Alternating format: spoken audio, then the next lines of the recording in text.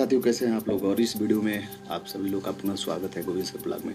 इस वीडियो में जैसा कि मैंने टाइटल दे रखा कि महाकुंभ में जो भी अखाड़े होते हैं, जैसे निरंजन अखाड़े, निर्मोही अखाड़ा, तमाम अखाड़ा होता है, वैष्णव संप्रदाय, वैश्व संप्रदाय, मतलब वैष्णव संप्रदाय कई सारे हैं। उसके बारे में हम लोग चर्चा करेंगे कि ऐसे कितने होते हैं और इनको फंडिंग कहाँ से होती है, कहाँ से ये पैसे पाते हैं कि इतना बड़ा हाथी घोड़ा और सारे खाने की सामग्री इनके पास होती है, और पूरा जुलूस लेके बैंड बाजा का खर्च कहाँ से आता है, इनके तेल का खर्च कहाँ से आता है, इनको हाथी घोड़ा तमाम जो इनके पास भाला होते हैं और इनको कहाँ से आता है, और इनकी उद्गम कब से हुई और कौन किसने इनका पहले क्या काम था, अब क्या है।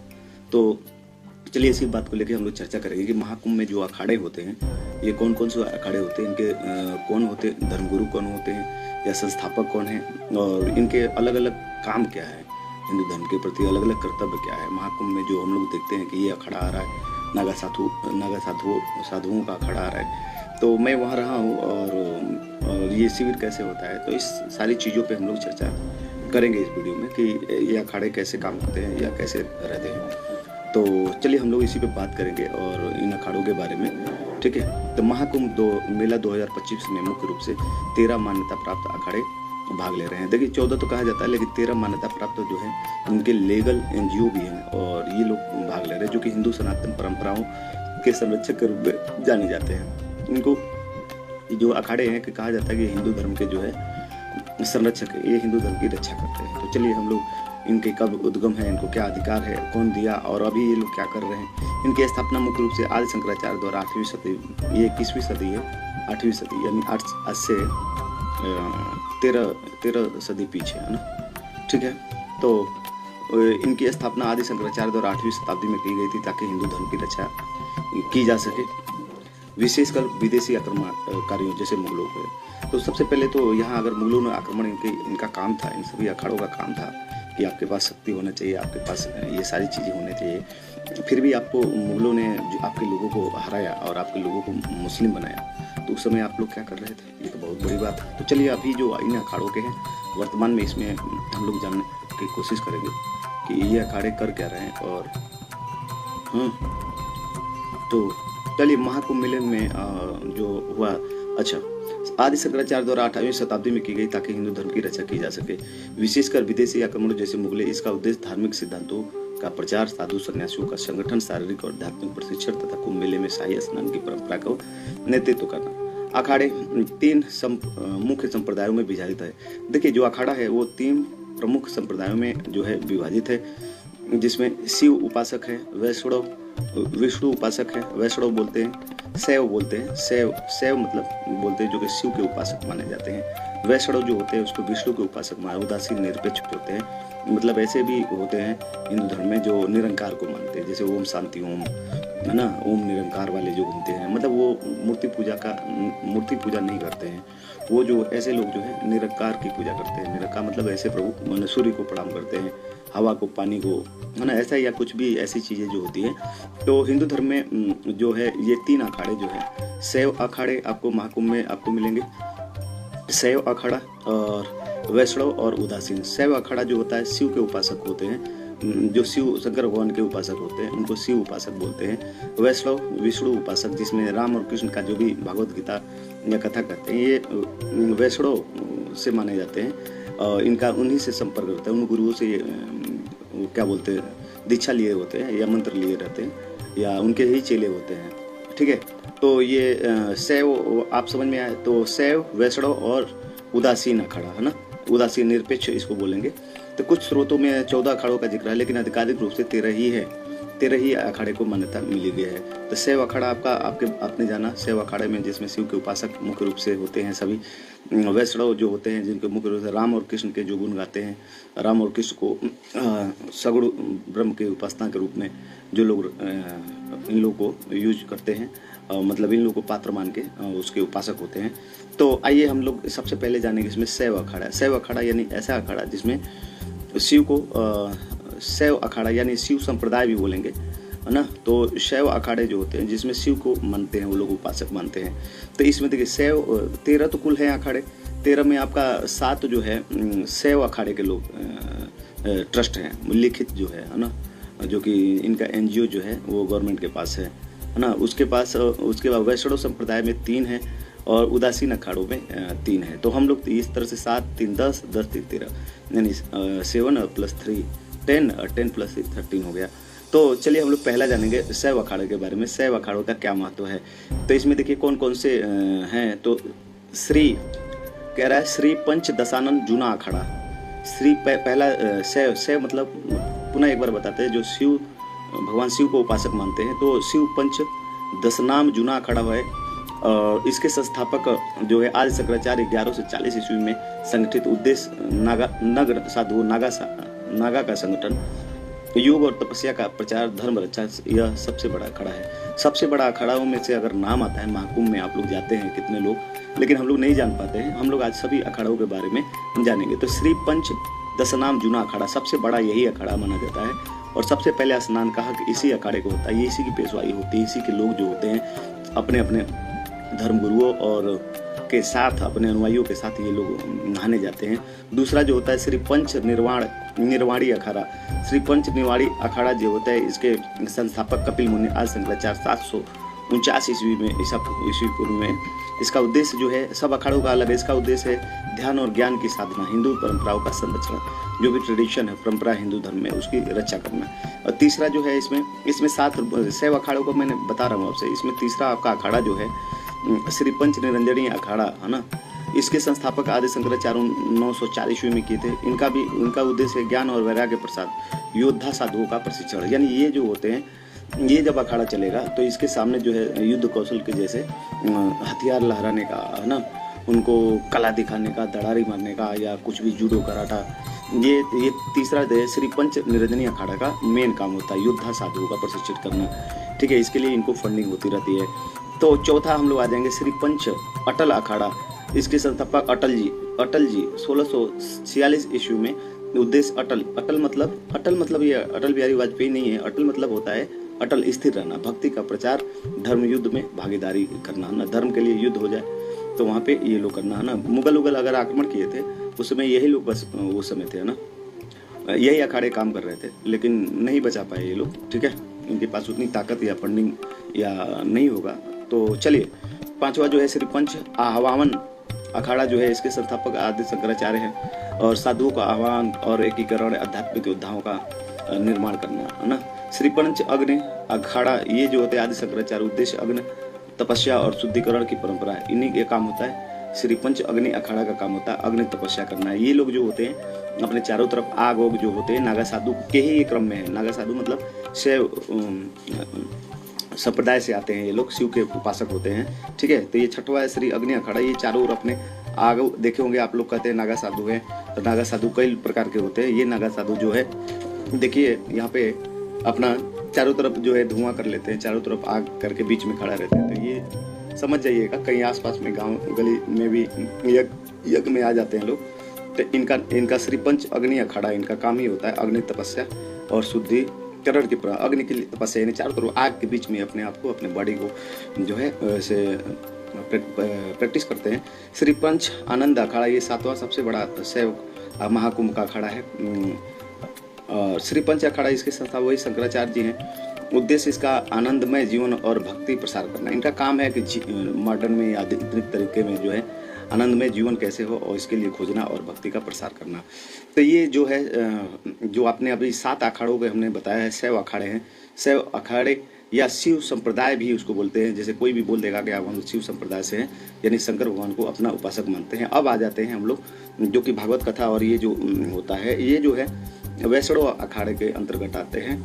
वैष्णव अखाड़े में जो है सबसे पहले नाम आता है। तो 7 ये हमने आपको नाम बताया, 3 ये है वैष्णव अखाड़े जो है। ये वैष्णव अखाड़े यानी विष्णु संप्रदाय। विष्णु संप्रदाय में भगवान राम और कृष्ण के जो उपासना करते हैं, उनको या गुणगान करते हैं, उनके बारे में बताते हैं, तो ये वैष्णव अखाड़े होते हैं। और उदासीन अखाड़े लास्ट में होते हैं, जिसे निरपेक्ष अखाड़े भी बोलते हैं। तो आइए हम लोग वैष्णव अखाड़े के बारे में जानेंगे। तो श्री निर्मोही अड़ी अखाड़ा, संस्थापक वही आदि शंकराचार्य हैं, उन्होंने ही किया है तभी का। इनका काम होता है वैराग और विष्णु भक्ति, राम मंदिर, राम के मुद्दों पर सक्रिय रहना है ना, और राम और कृष्ण के रूप में है ना।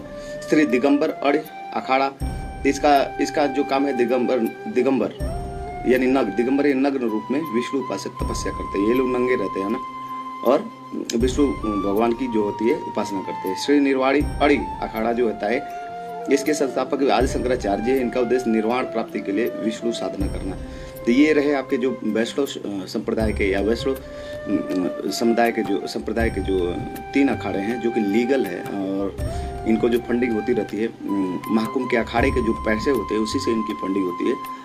और आगे आइए, तीसरा जो है श्री निर्वाण अड़ी अखाड़ा, ये तो हो ही गया। अब उदासीन अखाड़े के बारे में हम लोग पढ़ते हैं ना। निरपेक्ष संप्रदाय श्री पंचायती बड़ा उदासीन अखाड़ा, इसके संस्थापक श्री चंद्र गुरु नानक के पुत्र। उद्देश्य उदासीन जीवन से सेवा और भक्ति है ना, इनका जो होता है। और दूसरा जो है श्री पंचायती नया उदासीन अखाड़ा जो होता है, संस्थापक श्री चंद्र। उद्देश्य नए साधु संगठन परंपराओं का विस्तार करना। देखिए ये जो संगठन होता है, ये जो ट्रस्ट होता है या इसके माध्यम श्री पंचायती नया उदासीन अखाड़ा जो है, ये आपको ये नए साधुओं को संगठित करता है, बनाता है परंपराओं को, है ना। श्री निर्मल पंचायती अखाड़ा, संस्थापक गुरु नानक दुर्गा। शुद्ध रूप से निर्मल जीवन सुख परंपराओं का मिश्रण होता है। कुछ स्रोतों में किन्नर अखाड़ा को 14वें के रूप में जोड़ा जाता है, लेकिन यह पारंपरिक 13 में शामिल नहीं है और स्वयंभू है।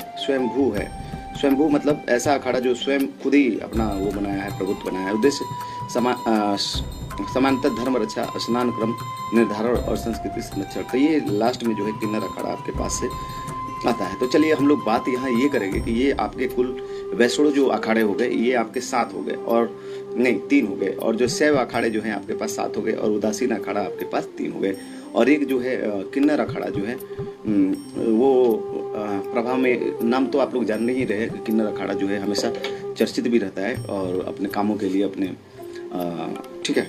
तो चलिए इनको इन अखाड़ों के नाम, ट्रस्टों के नाम अलग अलग हैं, ठीक है। ये तो उन अखाड़ों के ये बना था, उसके ट्रस्टों का क्या नाम है उसके बारे में हम लोग जानेंगे। और इनको बजट में एनजीओ के माध्यम से पैसे दिए जाने के बारे में भी हम लोग बात करेंगे कि महाकुंभ का जो सरकार आयोजन के लिए करोड़ों रुपए जो पारित करती है, उसमें इन लोगों को भी देखिए, पूरे महाकुंभ क्षेत्र, मेला क्षेत्र में जितना पानी, बिजली, हॉस्पिटल जितना होता है सारा फ्री में सब कुछ, या उसका पैसा मिलता है, मतलब दुकानदार को, वो डॉक्टर को, या सबको पैसे दिए जाते हैं। वो महाकुंभ का जो आयोजन समिति का पैसा होता है वो जनता का ही पैसा होता है, आपका पैसा होता है, ठीक है ना। महाकुंभ का ऐसा नहीं है कि जितने टेंट लगे रहते, इतने कटरैन, एल्वेस्टर जितने लगे रहते टेंट, उन सब फ्री में वहाँ का मेला प्रशासन देता है, जो आपके पैसे, खुद के पैसे से होता है, ठीक है।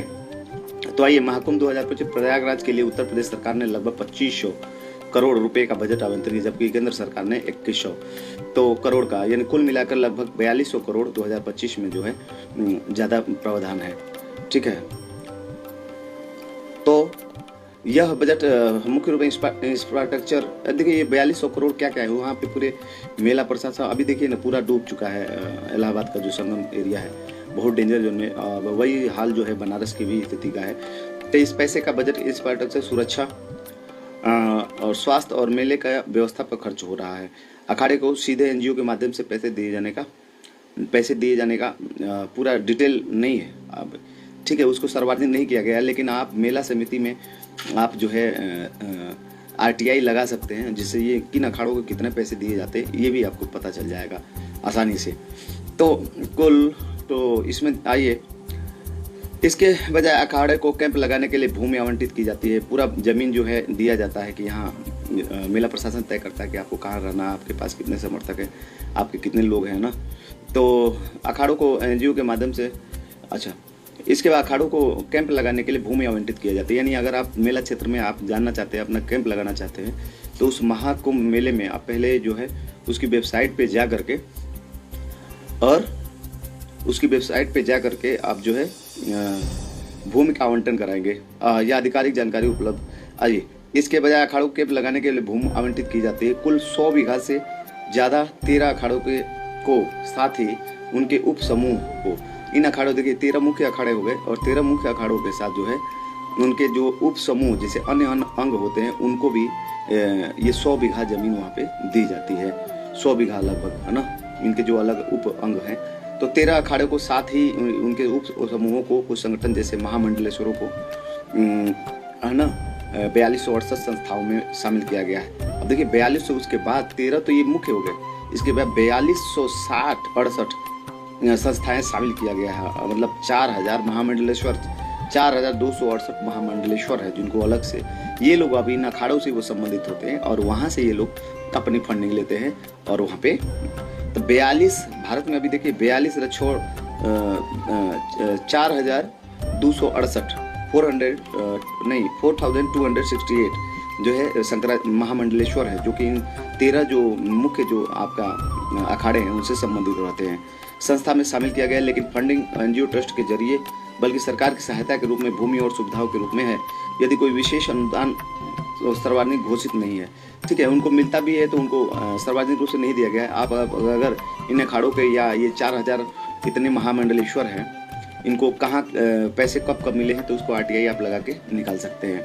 तो चलिए अखाड़े के ट्रस्टों के नाम, अखाड़े खुद ट्रस्ट या पंजीकृत संगठन के रूप में कार्य करते हैं और इनके नाम ही उनके ट्रस्ट नाम है, ठीक है। तो ये जितने हमने 13 आपको नाम बताया था और उनका रहा है उसी का जो शैव अखाड़ा, वैष्णव अखाड़ा और उदासीन अखाड़ा। शैव अखाड़ों में आपको हमने 7 नाम बताया, वैष्णव अखाड़े में आपको हमने 3 नाम बताया और लास्ट में उदासीन अखाड़ा में आपको हमने 3 अखाड़ा, और लास्ट में जो अंतिम अखाड़ा है वो आपका किन्नर महासभा के रूप में जो स्वयंभू है, यानी ये खुद ही उसको स्वयंभू कहा गया है, ठीक है।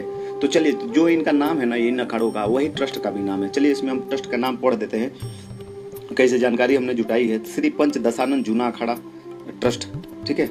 और ये सबसे पहला होता है, सबसे नागा साधु शिव के उपासक होते हैं लोग। श्री पंच निर्वाणी अखाड़ा ट्रस्ट, श्री पंच निरंजनी अखाड़ा ट्रस्ट, श्री पंच अटल अखाड़ा ट्रस्ट, श्री पंच आह्वान अखाड़ा ट्रस्ट, श्री पंच अग्नि अखाड़ा ट्रस्ट, श्री पंच आनंद अखाड़ा ट्रस्ट। मतलब पंच नाम से 1 2 3 4 5 6 7, यानी ये 7 नाम जो हैं आपको केवल पंच लगा के है, यानी 7 ये मूल अखाड़े हैं जो कि शैव संप्रदाय के लोगों के लिए आवंटित किए गए हैं। और तो उसके बाद से श्री पंच अग्नि अखाड़ा ट्रस्ट, श्री पंच आनंद अखाड़ा ट्रस्ट, श्री निर्मोही अड़ी अखाड़ा ट्रस्ट, श्री दिगंबर अड़ी अखाड़ा ट्रस्ट, श्री निर्वाणी अड़ी अखाड़ा ट्रस्ट, श्री पंचायती बड़ा उदासीन अखाड़ा, लास्ट में उदासीन अखाड़ों का 3 है, श्री पंचायती नया उदासीन अखाड़ा ट्रस्ट, श्री निर्मल पंचायती अखाड़ा ट्रस्ट। मतलब इस संप्रदाय के जो लोग हैं वो निरंकार में विश्वास करते हैं ना। निरंकार में मतलब जैसे गंगा को भगवान ही मानते हैं, एक तरह से नदियों को भगवान मानते हैं, सूर्य को भगवान मानते हैं ना, पानी को, हवा को, इनको भगवान मानते हैं ना, और इसको लेके वो अपना तप करते हैं। तो ये था उदासीन अखाड़ा। और वैष्णव अखाड़ा में आपको बताया है कि भगवान राम और कृष्ण के रूप का गुणगान गाया जाता है, यानी सगुर ब्रह्म की उपासना किया जाता है। शैव संप्रदाय जो है उसमें 7 उसमें अस्थाई जो सदियों से चल रहा है, ये 8वीं सदी से शंकराचार्य ने बनाया है, तो उसमें 7 का नाम हमने आपको बताया है। तो ये अखिल भारतीय अखाड़ा परिषद के अंतर्गत आते हैं, जो सभी को समन्वय करता है। अब अखिल भारतीय अखाड़ा परिषद जो है, ये 13 जो परिषद है इन सबको समन्वय करता है, यानी सभी इसी के अंतर्गत जो है पैसा। इसीलिए देखिएगा कभी इनके बीच में भी विवाद आ जाता है, तो इन लोग में ये होता है कि सभी मठों के लिए ये लोग पैसे आपस में, महाकुंभ के बजट जो है प्रत्यक्ष या अप्रत्यक्ष रूप से सरकार जो तो ये जो अखाड़े हैं और इनके सभा के जो आपके आते हैं। तो चलिए वैष्णव संप्रदाय और उनसे सभी अंग के प्रकार। वैष्णव देखिए कुल देश में 4268 महामंडलेश्वर के बोले वो इन 13 अखाड़ों के, और 13 अखाड़ों का जो मेन जो फंडिंग होती है वो चलिए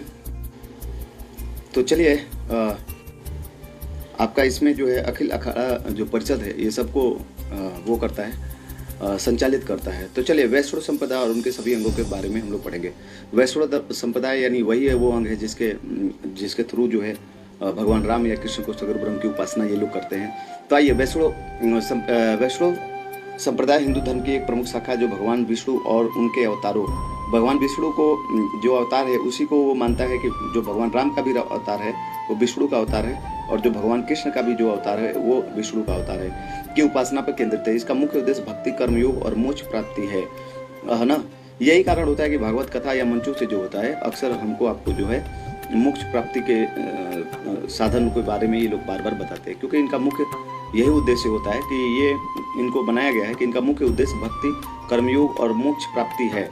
वैष्णव संप्रदाय 4 मुख्य संप्रदायों में विभाजित हो जो चतुर संप्रदाय के नाम से जाना जाता है। इसकी कई उप शाखाएं हैं। तो हम लोग 4 जो मुख्य शाखाएं हैं वैष्णव जो संप्रदाय के, उसके बारे में हम लोग आज देखेंगे। तो श्री संप्रदाय, ब्रह्म संप्रदाय, रुद्र संप्रदाय और कुमार संप्रदाय, 4 प्रकार का संप्रदाय जो है, जो कि अक्सर हम लोग जो भागवत कथा सुनते हैं वो लोग इसी संप्रदाय से होते हैं, वैष्णव संप्रदाय से। और इसमें जो है ये लोग क्या होते हैं, इसमें 4 इसके अंग हैं, उप अंग के बारे में छोड़ते हैं अभी, ठीक है, बहुत डिटेल में हो जा रहा है। अभी श्री संप्रदाय के बारे में हम जानेंगे। इसके श्री संप्रदाय के जो होते हैं वो लक्ष्मी, इनके संस्थापक लक्ष्मी देवी रामानुजाचार्य 11वीं सदी में, और ये विशिष्ट द्वैत दर्शन भक्ति पर जोर करते हैं, इनका ये प्रकार होता है। और उप प्रकार वटकले उत्तर और तेंकदे दक्षिण ऐसे दे रखा है। दूसरा जो है ब्रह्म संप्रदाय, ब्रह्म संप्रदाय संस्थापक ब्रह्मा मध्यवाचार्य जो कि 13वीं सदी में प्रकार दे रखा है द्वैत दर्शन कृष्ण भक्ति। उप प्रकार माध्य संप्रदाय, तो ये द्वैत दर्शन जो है कृष्ण भक्ति। ब्रह्म संप्रदाय के जो होते हैं वो आपको जो ब्रह्म संप्रदाय के जो होते हैं वो आपको कृष्ण के बारे में गुणगान गाते हैं। और रुद्र संप्रदाय संस्थापक जो होते हैं शिव यानी रुद्र विष्णु स्वामी, इनका जो दे रखा है प्रकार देखा है शुद्धाद्वैत। उप प्रकार में विष्णु स्वामी वल्लभाचार्य की पुष्टि मार्ग कृष्ण भक्ति और राधा वल्लभ संप्रदाय। तो ये रुद्र संप्रदाय इसमें है ना, जिसमें शिव के भी ये लोग गुणगान गाते हैं। कुमार संप्रदाय सनत, तो सनत कुमार निम्बाकाचार्य का नाम अक्सर आता है 12वीं सदी। द्वैत उप प्राण निम्बार्क संप्रदाय, और ये है अन्य उप जो प्रकार के हैं जैसे गौड़ीय वैष्णव संप्रदाय जो है चैतन्य महाप्रभु जो कि ब्रह्म संप्रदाय से हैं, कृष्ण भक्ति। आइस्कान इसका आधुनिक रूप है। देखिए इसी में जो देखिए आइस्कान जो फेमस है, तो इन अखाड़ों में जो आइस्कान है जो वैष्णव संप्रदाय से आता है, कृष्ण भक्ति में आता है ना, ये उप जो है इसका वैष्णव संप्रदाय के ये जो उप शाखाएं हैं ना उसमें आता है गौड़ीय वैष्णव संप्रदाय जो है संस्थापक चैतन्य महाप्रभु 16वीं शताब्दी में स्थापित ब्रह्म संप्रदाय से कृष्ण भक्ति। आइस्कान इसका आधुनिक रूप है। आइस्कान जो चलता है वो इसी से संप्रदाय में आता है। रामानंदी संप्रदाय रामानुजम से राम भक्ति पर जोर दिया जाता है। स्वामी नारायण संप्रदाय विष्णु अवतार का स्वामी नारायण, यही स्वामी नारायण मंदिर अगर आप राजस्थान एरिया में जाएंगे तो स्वामी नारायण है ना, और चक्र सुदर्शन अगर आप ध्यान नहीं देंगे तो समझ नहीं पाते हैं, नए में जाते हैं तो।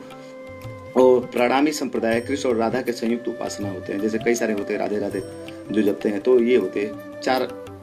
चारण दासी संप्रदाय राजस्थान में विष्णु भक्ति के रूप में ये लोग आते हैं। तो वैष्णव संप्रदाय में भक्ति मार्ग प्रधान है और यह शैव और शाक्त से अलग विष्णु को परम देवता मानता है। कुल मिलाकर यह हिंदू धर्म की सबसे बड़ी शाखा है जिसमें लाखों अनुयायी हैं। वैष्णव संप्रदाय जो है अभी इसमें लाखों अनुयायी हैं क्योंकि ये कृष्ण और राम को लेके इसके गुणगान गाते हैं लोग।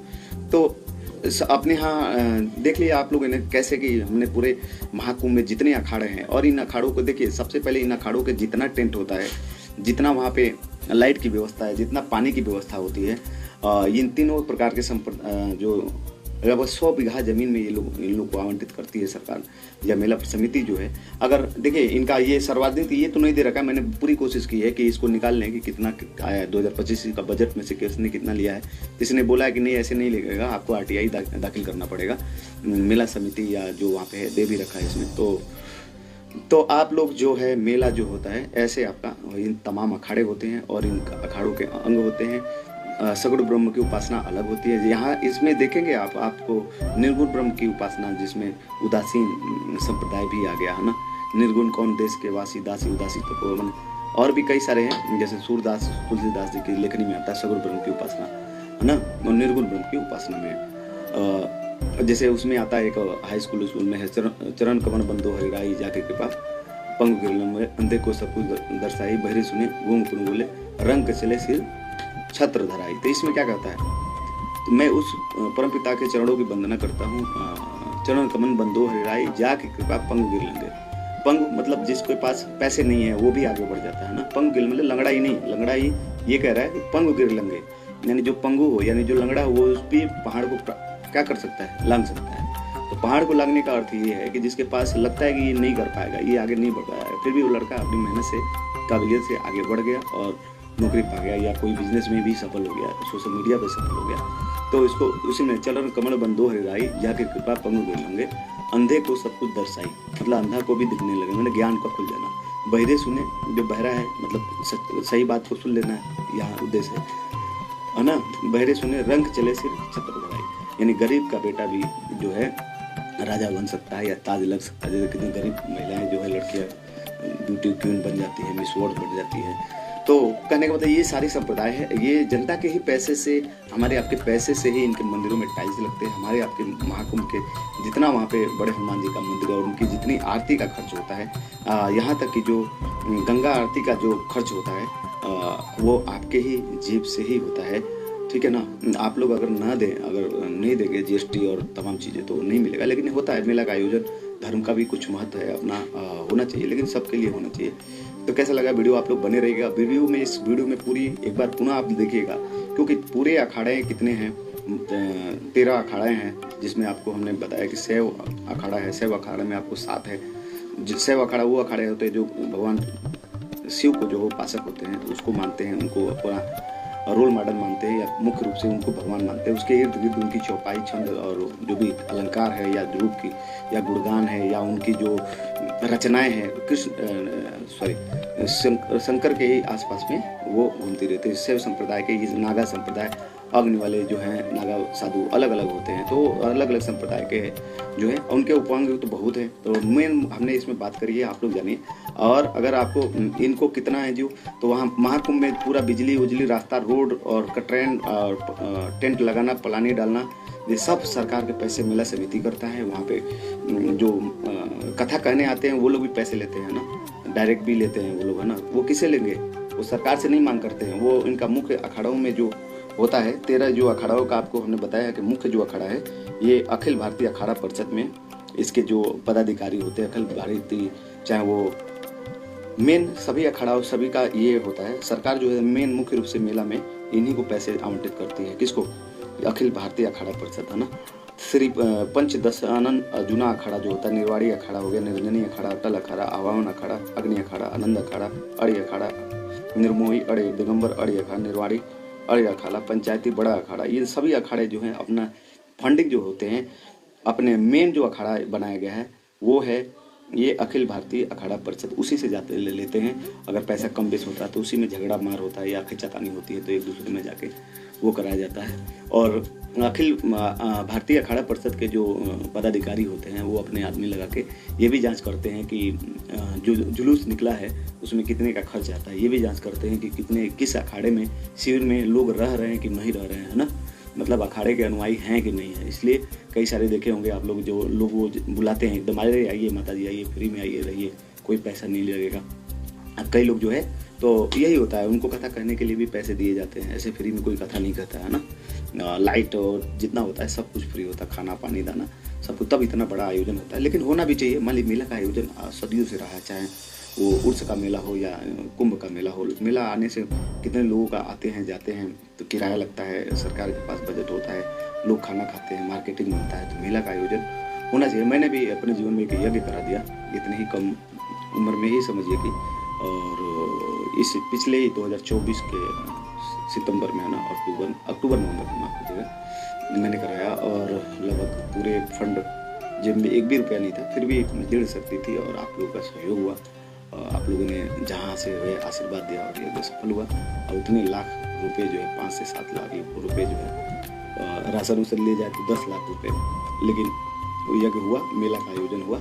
और उसमें वास्तव में मेरा यज्ञ जो था सनातन के तर्ज पे था, क्योंकि कथा वक्ता हमारा ओबी समाज के थे। मंडप में जो थे उसमें भी शास्त्री जी एक थे और राजभर समाज के हमारे कथा पंडित लोग थे, है ना। तो हर समाज के लोगों में शास्त्री जी भी थे, शुक्ला तिवारी भी थे, राजभर समाज के भी थे, वर्मा समाज के भी। मुख्य हमारे जो कथा वक्ता थे वो वर्मा समाज के थे। तो हम लोगों ने सबको स्वीकारा। और आप सभी लोग इन अखाड़ों के बारे में जानिए, क्योंकि हम लोग भी चले जाते हैं, हमको भी नहीं पता था, फिर मैंने डिटेल ऐसे देखा तो फिर ठीक है। सबको जय श्री राधे, जय श्री श्याम, जय श्री शिव शंकर, हर हर महादेव। तो तीनों संप्रदायों के जो अनुयायी हैं उनको हम लोग नाम ले लेते हैं। कौन कौन? देख तो वैष्णव वाले यानी हर हर महादेव, दूसरा नहीं पहले शैव वाले जिसमें हर हर महादेव शिव, भगवान शिव के उपासक हो गए। दूसरे आपके हो गए कौन? दूसरे आपके हो गए वैष्णव संप्रदाय के लोग, यानी जय श्री राम और जय श्री श्याम या जय श्री कृष्ण बोल लीजिए। तीसरे देव उदासीन यानी इस सूर्य को, हवा को, सबको प्रणाम करते हुए अगर कोई गलती हुई तो आप सभी सब लोगों से माफ़ी। और